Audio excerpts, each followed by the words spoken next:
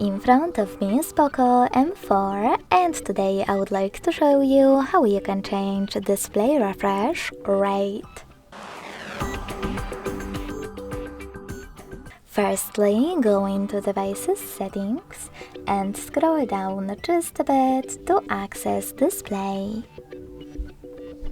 Following that, scroll down again and tap on Refresh Rate. Then tap on the best one for you in order to apply it. And go back.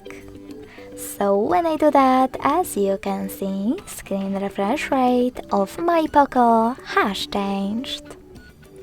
Thanks so much for watching. If you enjoyed this video, don't forget to leave a like, comment and subscribe. Bye!